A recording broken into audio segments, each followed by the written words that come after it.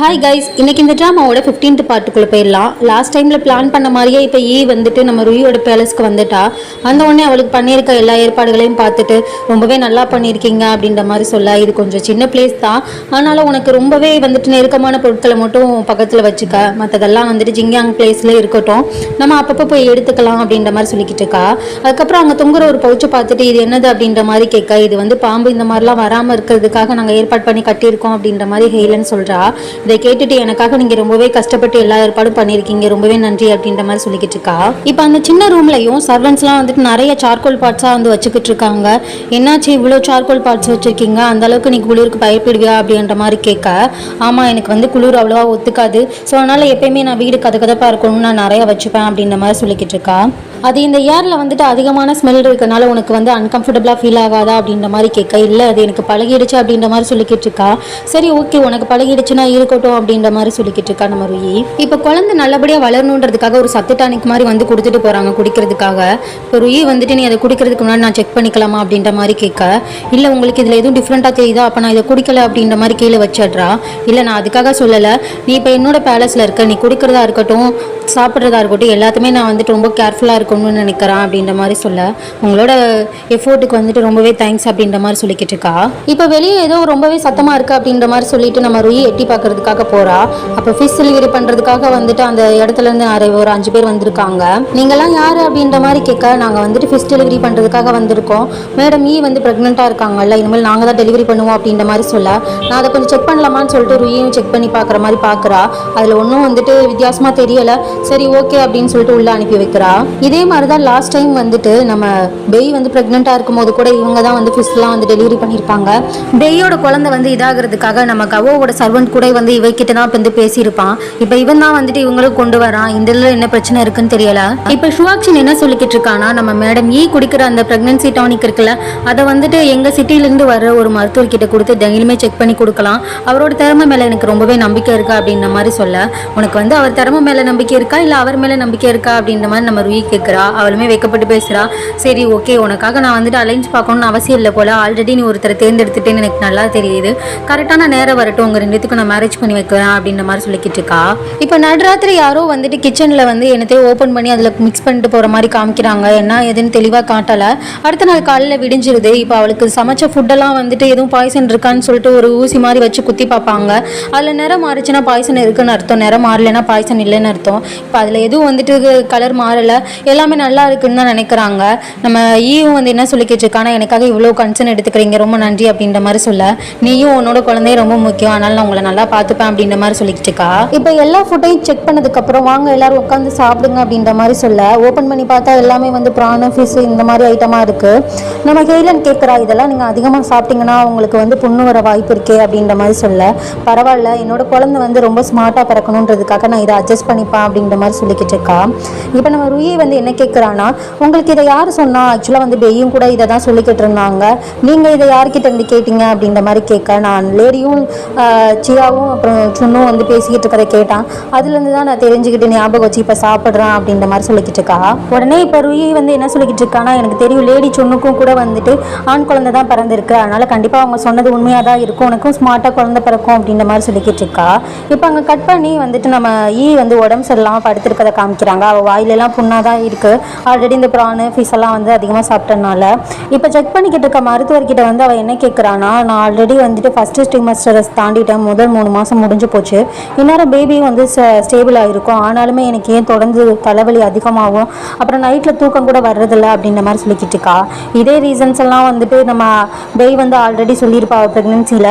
இப்போ என்ன சொல்கிறாங்கன்னா வந்துட்டு, இல்லை உங்களுக்கு இன்டர்னல் ஹீட் வந்துட்டு ரொம்பவே அதிகமாக இருக்குது, அதனால தான் உங்களுக்கு இதெல்லாம் ஏற்படுது, நான் உங்களுக்கு அதுக்கான டானிக் எழுதி கொடுக்குறேன், அதை ப்ராப்பராக எடுத்துக்கங்கன்னு சொல்லிக்கிட்டு இருக்கான். இப்போ அந்த மருத்துவர் போனதுக்கப்புறம் ருயி என்ன சொல்லிக்கிட்டு இருக்கானா, நீங்கள் அதிகமாக வந்து சார்கோல் பார்ட்ஸ்லாம் யூஸ் பண்ணிக்கிட்டு இருக்கீங்க, அதனால் கூட வந்து இந்த ரூம் எல்லாம் ரொம்ப ட்ரையாக இருக்குது, அதனாலே உங்களுக்கு ஹீட் அதிகமாக இருக்கும், நீங்கள் அதில் கொஞ்சம் குறைச்சிக்கலாமே அப்படின்ற மாதிரி சொல்ல, இல்லை என்னன்னு தெரியல, நான் ப்ரெக்னென்ட் ஆனதுலேருந்து என்னோட உடம்பே வந்துட்டு ரொம்ப சில்லுன்னு ஃபீல் ஆகுது, என்னால் அதுலேருந்து அவாய்ட் பண்ண முடியலை, இன்னும் கொஞ்சமே அதிகமாக ஏற்றி வச்சுக்கலான்னு கூட தோணுது அப்படின்ற மாதிரி சொல்லிக்கிட்டு இருக்கா.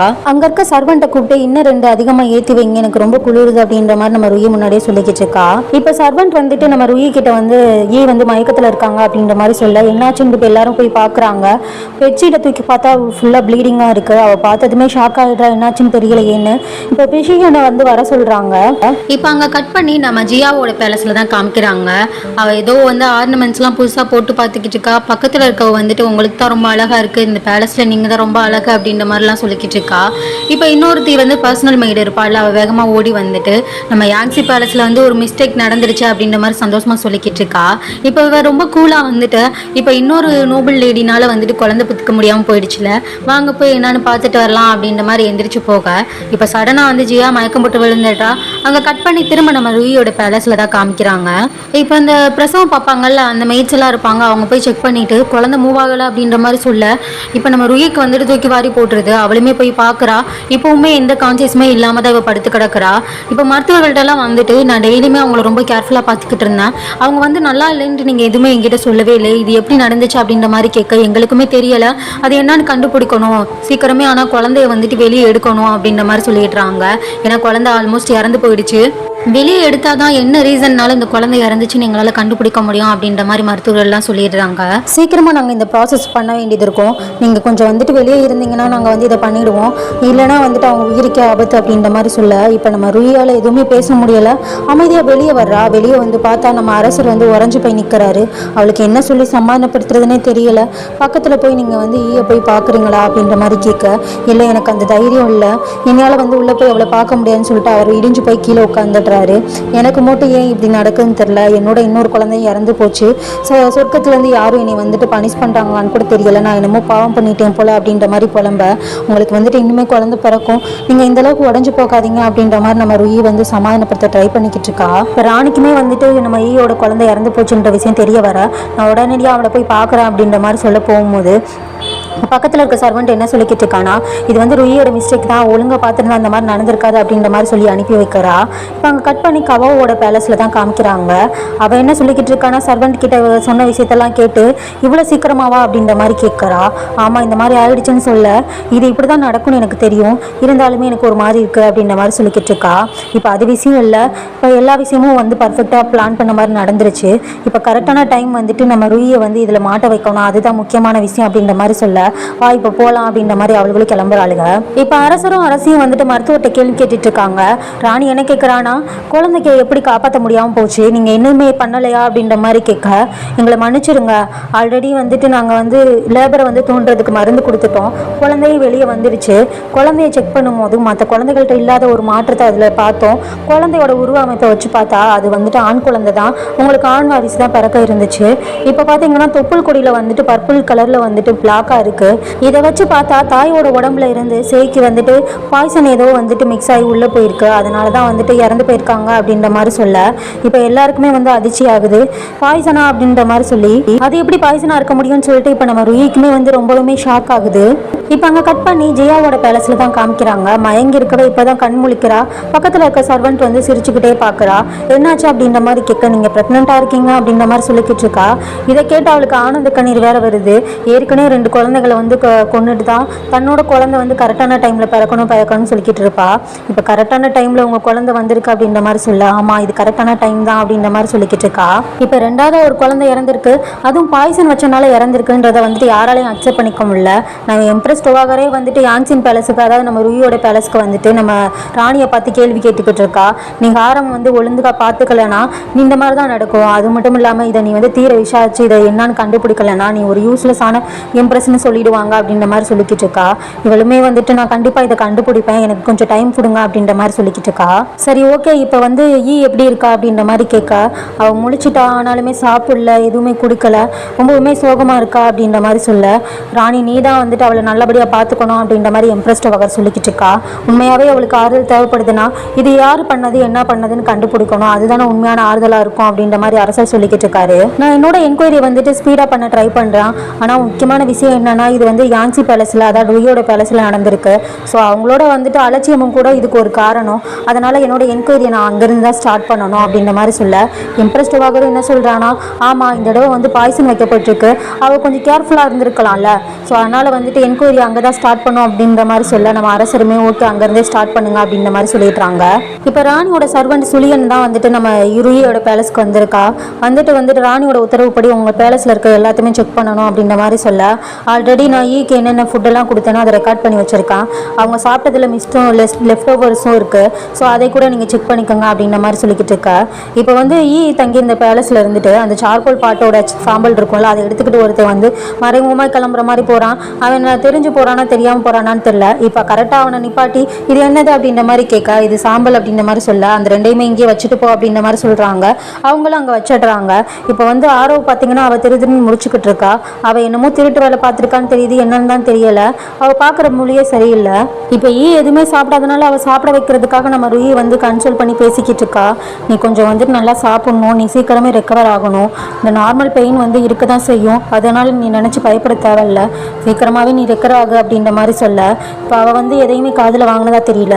கையில் இருக்க அந்த ட்ரெஸ்ஸை வச்சுக்கிட்டு என்ன சொல்லிக்கிட்டு இருக்கானா, இது நான் என்னோட குழந்தைக்காக தைச்சேன், அதை இது ஒரு தடவை கூட போட்டு பார்க்க முடியாத அளவுக்கு வந்துட்டு மிஸ் ஆகிடுச்சு அப்படின்ற மாதிரி சொல்லி ரொம்பவுமே கதறி அழுதுகிட்டு இருக்கா. நம்ம ருயிக்கு என்ன சொல்லி சமாதானப்படுத்துறதுனே தெரியல. ஜியா வந்து நம்ம பெய்யை பார்க்கறதுக்காக வந்திருக்கா.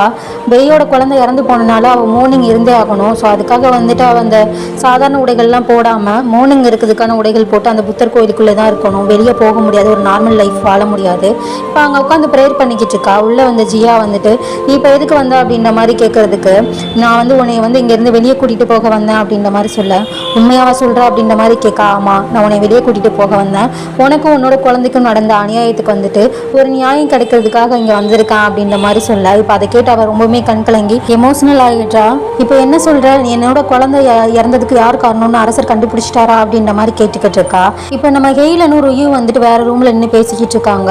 அங்கே பார்த்தீங்கன்னா பக்கத்து ரூமில் வந்துட்டு வந்துட்டு அவளோட குழந்தைய நினச்சி கதறி அழுதுகிட்டு இருக்கா.